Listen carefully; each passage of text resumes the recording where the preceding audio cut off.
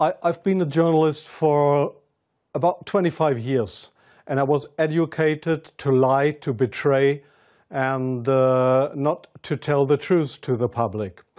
But seeing right now, within the last months, how far how the German and American media tries to bring war to the people in Europe, to bring war to Russia.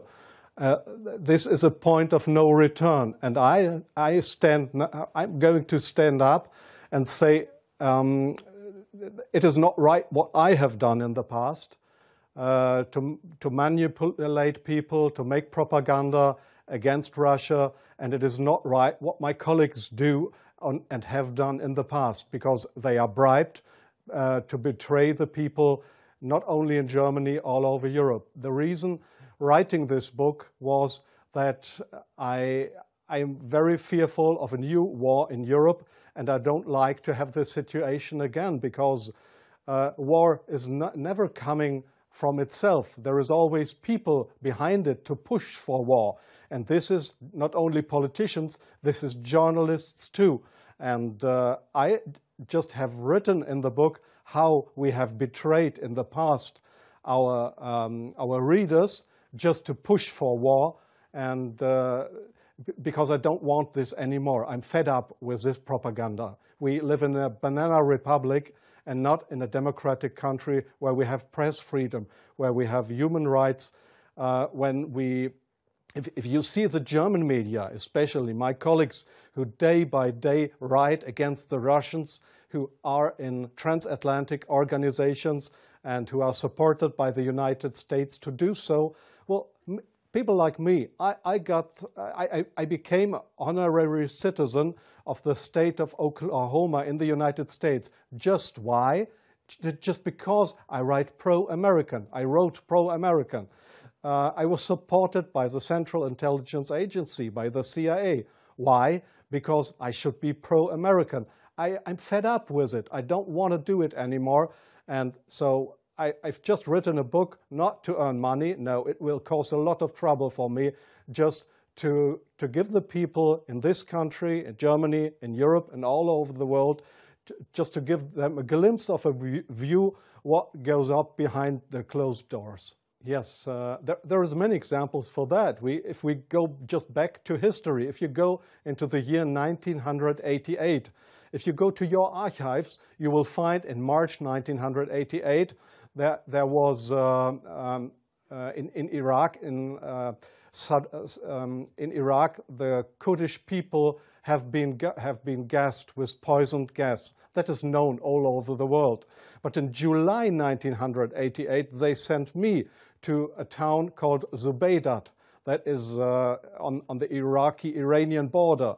There was war. It was war between the Iranians and the Iraqis, and I was sent there to photograph how the Iranians have been gassed with poisoned gas, with German poisoned gas. You call it Lost and Sarin, mustard gas, made by Germany. They have been gassed, and I was there to make photographs how these people have been killed by poisoned gas from Germany. When I came back to Germany, there was just one small photo in a newspaper, in the Frankfurter Allgemeine, and there was one small article not writing how impressive, brutally, how unhuman, how terrible it was to kill decades after the end of the Second World War, people with German poisoned gas.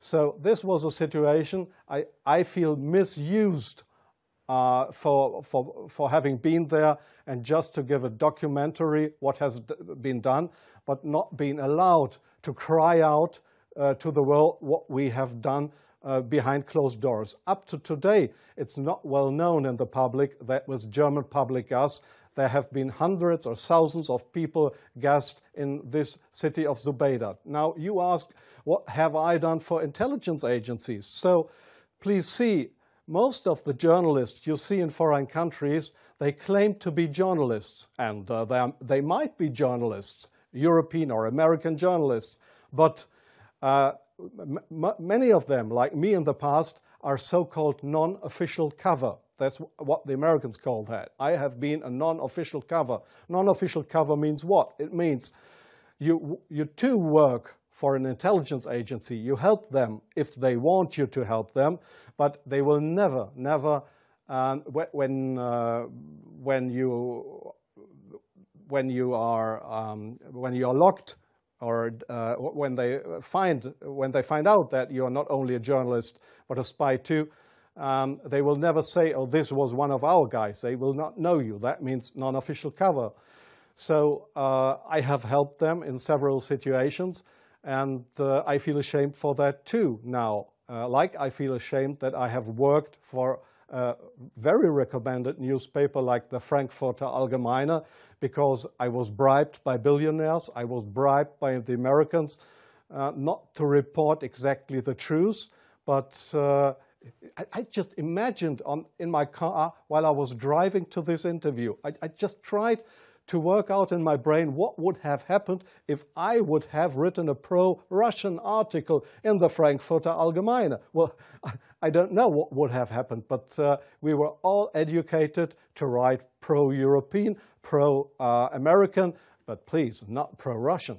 So I'm very sorry for that, but this is not what I understand for democracy and for press freedom. I'm very sorry for that. Well, yes, I understand your question very well. Germany is still a kind of a colony of the United States. You see that in many points, like the majority of the Germans don't want to have nukes in our country, but we still have American nukes. So we are still a kind of a colony of the Americans. And being a colony, it is very easy to approach young journalists through what is very important here is transatlantic organizations. All journalists from really respected and recommended big German newspapers, magazines, radio stations, TV stations, they are all members or guests of those big transatlantic organizations. And there, in these transatlantic organizations, you are approached to be pro-American, and there is nobody coming to you and saying, "Well, we are the Central Intelligence Agency. Would you like to work for us?" No, this is not the case how it happens. What they do, these transatlantic organizations, is they invite you for seeing the United States. They pay for that. They pay all your expenses and everything. So you are bribed. You get more and more corrupt, because they make you good contacts. You won't know that those good contacts are, let's say, non-official covers, or officially people working for Central Intelligence Agency or other American agencies. So you make friends. You think they are friends, and you cooperate with them. They ask you, "Well, could you do me this favor? Could you do me that favor?" And so your brain more and more is brainwashed through these guys. And your question was, is this only the case with German journalists? No, I think it is especially the case with British journalists, because they have a much closer relationship. It is especially the case with Israelis, of course, with French journalists for a part, not that big as with German or with British journalists. It is the case for Australian journalists, for journalists from New Zealand, from Taiwan, well, there is many countries in the Arab world, like Jordan, for example, like Oman, the Sultanate of Oman. There is many countries where this happens, where you find people to claim they are respected journalists, but if you look behind them, you'll find they are puppets on a string of the Central Intelligence Agency. I'm sorry in interrupting you. I'll give you one example. Sometimes the intelligence agencies, they come to your office and want you to write an article. I give you an example not from strange other journalists, from me myself. I've just forgotten the year. I just remember that the German Foreign Intelligence, Bundesnachrichtendienst, it is just a sister organization of the Central Intelligence Agency. It was founded by the American Intelligence Agency. So one day the BND, this German Foreign Intelligence Agency, came to my office at the Frankfurter Allgemeine in Frankfurt. And they wanted me to write an article about Libya and about Colonel Muammar Gaddafi. I had absolutely no secret informations regarding Colonel Muammar Gaddafi and Libya. But they gave me all these secret informations, and they just wanted me to write, to sign the article with my name.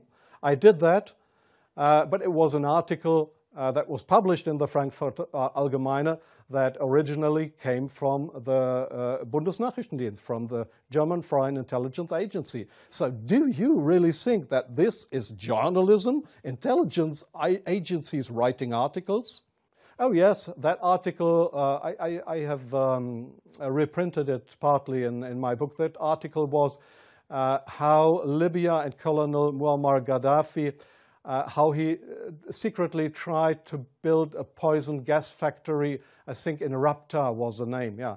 And I got all those informations. It was a story that was printed worldwide 2 days later. But I had no information on that. It was the intelligence agencies that wanted me to write this article. So, but this is not the way journalism should work, that intelligence agencies, that they decide what is printed and what not. If I say no, I give you an example from a very good example if you say no. Well, we have a rescue unit in Germany with helicopters for traffic accidents. It's called, they call themselves the Yellow Angels. There was one guy who didn't want to cooperate. He was a pilot of the helicopter service of the Yellow Angels in Germany. This guy said no to the Foreign Intelligence Service, Bundesnachrichtendienst, when they approached him and wanted him as a non-official cover to work for the German Foreign Intelligence Agency, under, just to pretend to be somebody from the Yellow Angels. So what happened was that he lost his job. And the court in Germany, the judge decided that they were right, because such a guy could not be trusted.